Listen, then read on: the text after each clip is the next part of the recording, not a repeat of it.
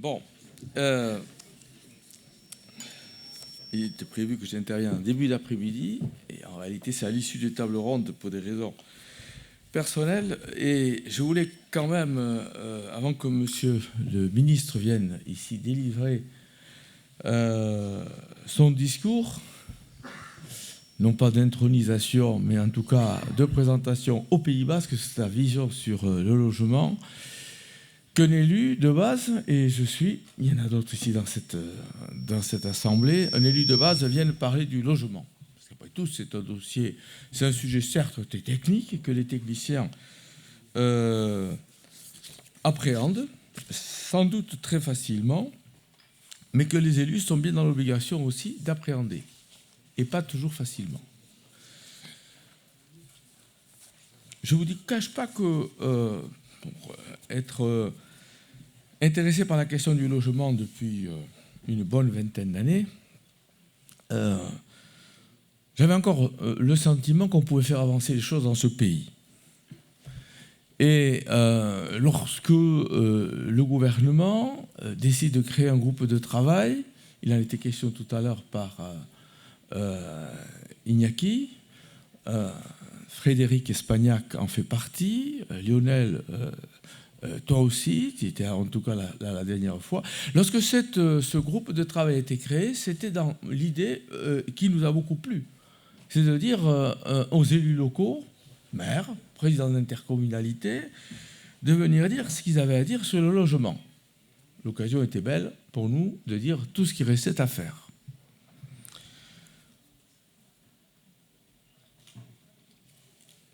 Le 18 juillet, lorsque nous étions à l'hôtel de Roquelaure, à l'issue des travaux de ce groupe de travail, et que nous ont été présentées les 14 mesures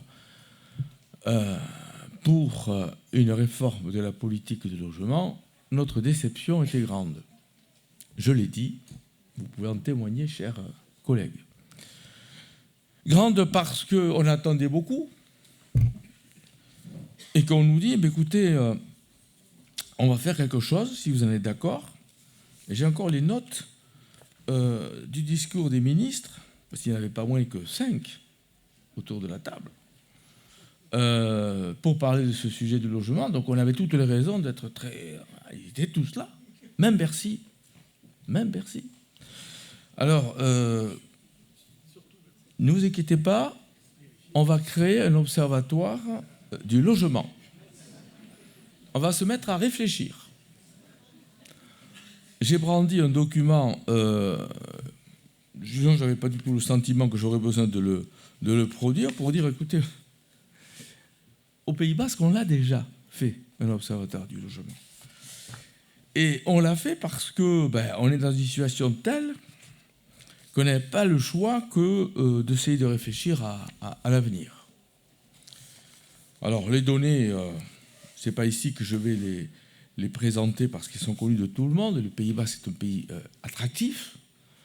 Je suis président de cette communauté d'agglomération de près de 320 000 personnes, de 158 communes.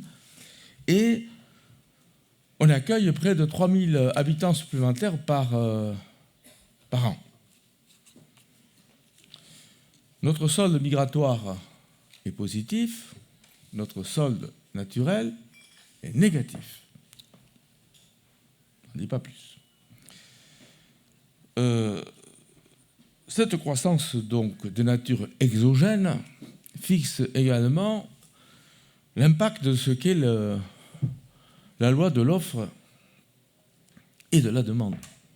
Parce que si c'est des personnes qui viennent d'ailleurs, qui sont plus nombreuses que les personnes qui sont nées ici, ce sont des personnes qui ont donc décidé de faire des acquisitions de résidence principale ou de résidence secondaire, sachant que sur la côte, la progression démographique, elle est de 1,5% par an. Sur le rétro-littoral, elle est de 1% par an. Et sur l'intérieur du Pays Basque, elle est soit étale, quelquefois même en diminution.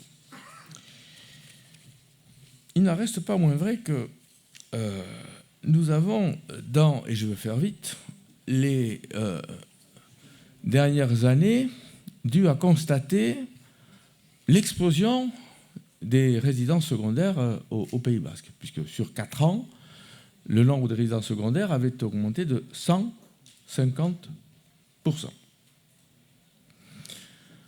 Monsieur le ministre, vous avez été président d'une agence d'urbanisme du département du Nord, et c'est ainsi que d'ailleurs on a eu l'occasion de se rencontrer quelquefois. Je suis président de l'agence d'urbanisme de ce département, et nous avons depuis fort longtemps un observatoire. On n'a pas attendu que l'État vienne nous dire créer un observatoire.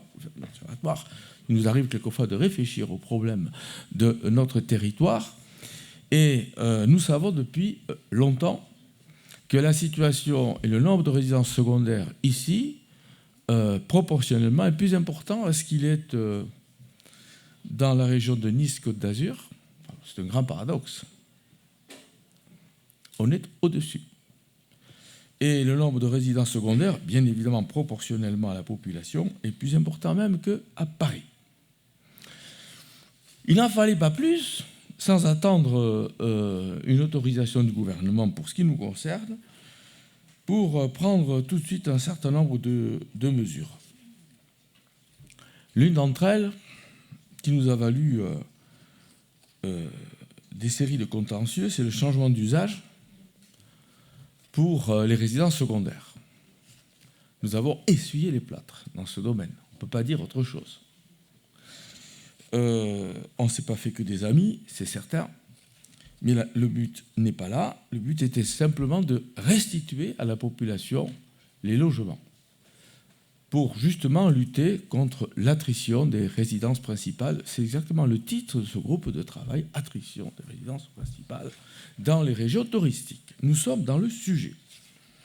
Et donc, devant de telles situations, les chiffres que j'ai évoqués rapidement, d'autres pourraient également être donnés. Nous avons mis ce changement d'usage qui est applicable depuis le 1er mars dernier. Et on voit déjà les résultats. Aux grandes dames de certains, on voit déjà les résultats. Parce que ça se vérifie au nombre d'enregistrements, de demandes de changement de destination. Il y en a beaucoup moins. Voire pas, ou plus. Alors, c'est pas tout, je vais aller vite aussi. Nous avons déposé, monsieur le ministre, peut-être que nous en parlerez tout à l'heure, une demande aussi pour l'encadrement des loyers, pour s'inscrire dans l'expérimentation qu'une loi avait déjà décidé de proposer aux collectivités territoriales, dans laquelle on ne pouvait pas s'inscrire, mais la loi 3DS nous a permis de prendre le train en marche. Enfin bref, ce dossier est sur votre bureau, monsieur le ministre, peut-être nous en parlerez-vous tout à l'heure, et si c'était pour nous donner une bonne nouvelle, on sera ravis. Encadrement des loyers, changement d'usage, mais les choses ne vont pas s'arrêter là, et j'ai toujours ce souci d'aller assez rapidement, car le levier fiscal est capital. Et quelle n'a pas été ma surprise de voir M. Attal, qui était dans ses dernières heures d'exercice de son mandat, de sa mission de ministre des Comptes publics, puisque c'est le soir même qu'il apprenait qu'il allait devenir ministre de l'Éducation nationale, venir à l'issue de la réunion, sur ma demande, venir m'expliquer, bon, ne vous inquiétez pas trop, mais il n'y a pas que le levier fiscal. Comment ça, il n'y a pas que le levier fiscal? Il y a surtout le levier fiscal. Alors, bien sûr, cela suppose entretenir de bonnes relations avec Bercy, et c'est bien sûr toujours le gros problème des ministres. Je connais votre détermination, monsieur le ministre, pour savoir que vous serez allé jusqu'au bout des choses. Mais sans doute qu'il nous faudra un double levier fiscal, celui qui nous fera qu'on mettra en fer à un scandale qui est celui de la défiscalisation des revenus fonciers sur les locations touristiques. De se dire qu'il y a des personnes qui ont des revenus importants et qui peuvent déduire 70 000 € au titre de l'abattement sur leurs revenus, tout simplement parce qu'ils louent des résidences secondaires, c'est scandaleux.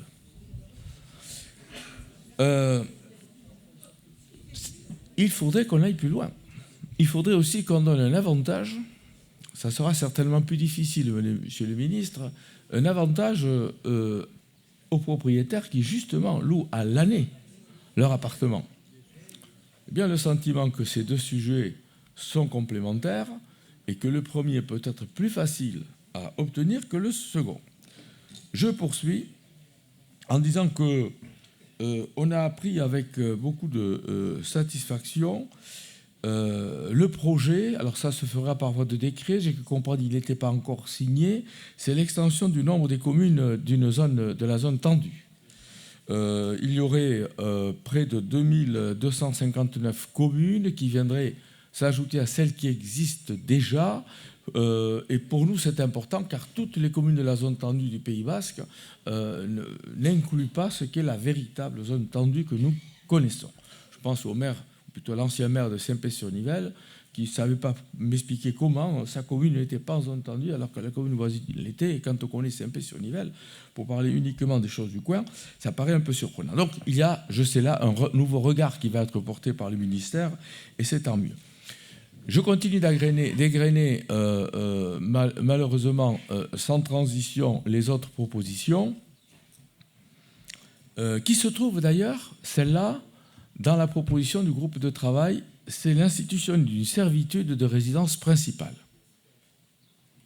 Servitude de résidence principale. Les servitudes d'urbanisme dans ce pays sont des servitudes qui, généralement, viennent modifier l'amplitude du droit de propriété. L'idée du groupe de travail, puisque c'est le groupe de travail qui l'a proposé et qui a été repris dans la liste des propositions, c'est de réfléchir sur la légalité ou la constitutionnalité peut-être de cette servitude. Ce serait une très bonne chose que de pouvoir permettre aux maires, donnons des pouvoirs aux maires, monsieur le ministre, vous avez été maire, et vous savez de quoi on parle, donnons des pouvoirs aux maires qui pourraient, dans le cadre du plan local d'urbanisme, prévoir des zones dans lesquelles eh bien, il n'y aurait pas de résidence secondaire. Autrement dit, on réserverait cela exclusivement aux résidences principales. C'est, semble-t-il, juridiquement quelque chose qui est à étudier et qui pourrait donner des résultats tout à fait intéressants. Un mot a été dit tout à l'heure sur les AOH, les autorités organisatrices de l'habitat. Je suggère qu'on n'attende pas qu'on ait un PLU approuvé, il y a des collègues ici qui s'occupent de ces sujets-là à notre communauté d'agglomération, qu'on n'attende pas qu'un PLU soit approuvé pour effectivement permettre la création d'une AOH. Pourquoi est-ce qu'on ne le ferait pas dès la prescription du PLU? Et je dis un dernier mot parce qu'il ne faut pas être plus long. Pourquoi diable on n'arrive pas à faire de la différenciation dans ce pays? Je vous ai écouté aussi dans votre interview à France Inter, et vous avez parlé, il faut changer l'architecture de la politique de logement. Parfait. Il faut davantage écouter les territoires. Parfait. Il faut aussi davantage faire de la décentralisation de la politique du logement. On ne demande que ça. Alors, vous avez aujourd'hui une présomption d'innocence. Vous arrivez. Elle ne dure pas longtemps. Elle ne dure pas longtemps. Si vous avez besoin de notre soutien, et pas impossible que vous ayez besoin de notre soutien aussi, pour convaincre vos autres collègues, et en particulier la citadelle de Bercy, eh bien, nous sommes là, on va se regrouper et on viendra vous dire que la politique du logement que vous menez est la bonne. Je vous remercie.